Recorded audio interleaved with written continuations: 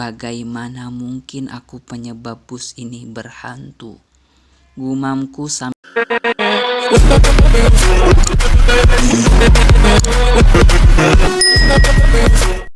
mataku menangkap sosok anak perempuan yang tadi aku lihat di depan toilet ketika punggung merapat ke kursi.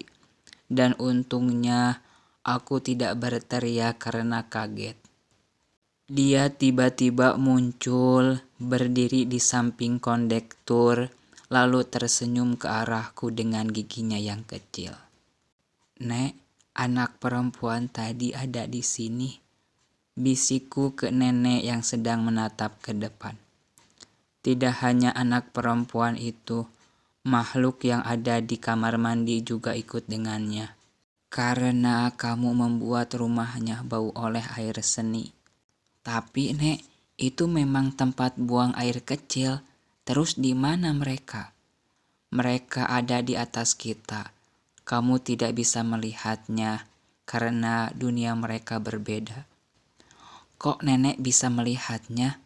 Jangan-jangan nenek hantu?" Aku bergeser sedikit. "Ngawur kamu. Aku bukan hantu, tapi aku bisa melihat mereka. Waktu kecil orang tuaku menurunkan ilmunya dan membuka mata batin karena darurat. Kamu juga pasti tahu kalau di Jampang itu banyak hal mistisnya kan?"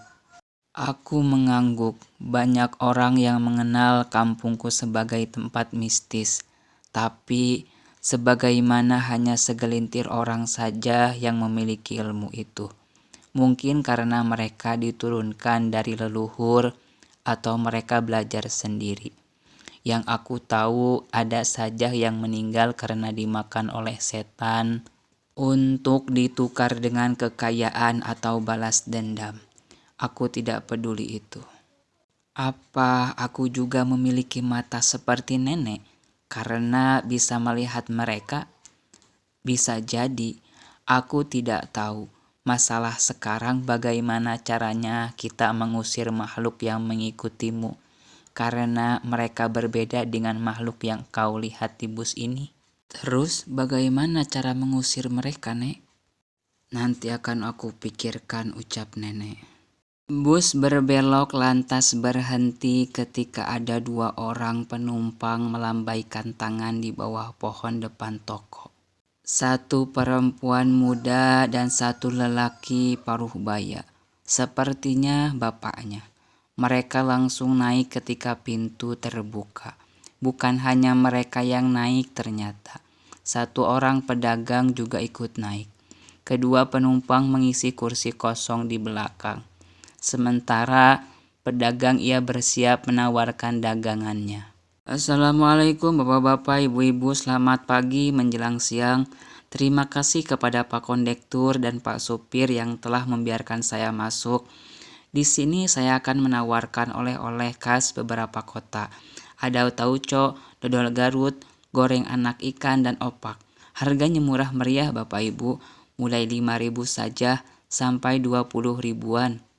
Katanya sambil berjalan menawarkan dagangannya ke setiap kursi penumpang. "Saya beli tauconya 1 botol, 15.000 kan?" kata nenek. Aku hanya menatapnya dari ujung rambut sampai ujung kaki, takut kalau dia juga hantu. "Boleh, Nek." Ia mengambil 1 botol berukuran tidak tahu berapa lantas menyerahkannya ke nenek. "Mas, tidak ikut beli? Di luar beda loh harganya," katanya kemudian dengan senyuman yang menawan. "Terima kasih Mas." Aku menolaknya dengan sopan.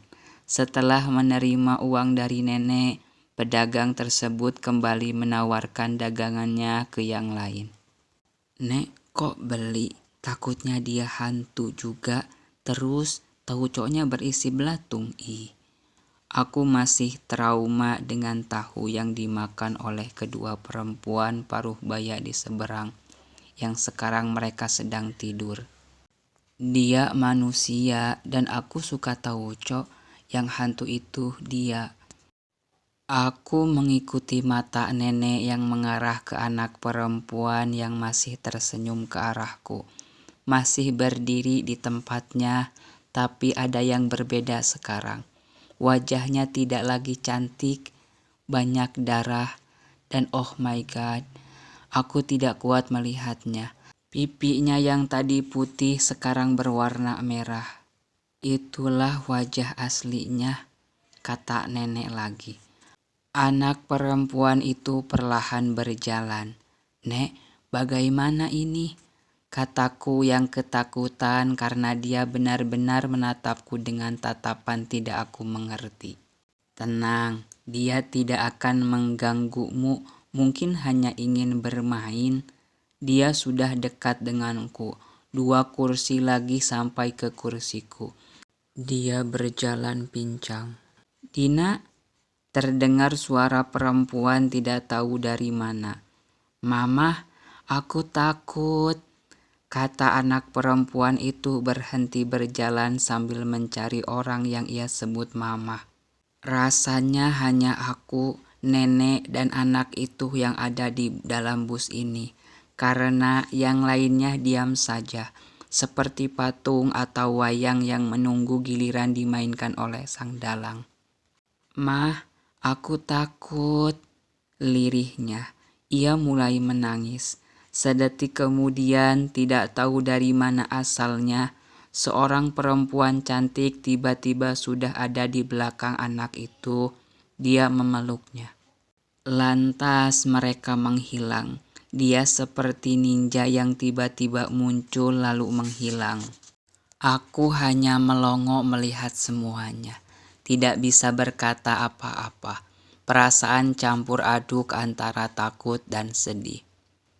"Itulah dunia," celetuk nenek ketika melihat aku menatap ke arah di mana anak dan ibunya berdiri lantas menghilang. "Maksudnya, Nek?" "Tidak usah dipikirkan. Sudahlah, sekarang masalah satu sudah hilang. Tinggal masalah makhluk yang mengikutimu dari toilet yang harus kita urus." "Kenapa memangnya, Nek?" "Karena mereka lebih jahat dan merekalah sebab bus ini berhantu." Aku menelan ludah. Secara tidak lain akulah yang menyebabkan bus ini berhantu. "Bagaimana caranya, Nek?" Nenek tidak menjawab pertanyaanku karena kondektur sedang menghitung penumpang. Dia mendekati kursi kami. Tersenyum lantas kembali menghitung. "Nek, bagaimana?" bisikku. "Aku yang akan mengurusnya. Kamu diam saja di sini." Nenek beranjak dari kursi, berjalan ke arah depan menemui sopir. Tidak tahu apa yang mereka bicarakan karena tidak terdengar oleh telingaku. "Bagaimana mungkin aku penyebab bus ini berhantu?" gumamku sambil mengambil ponsel yang terus berdering.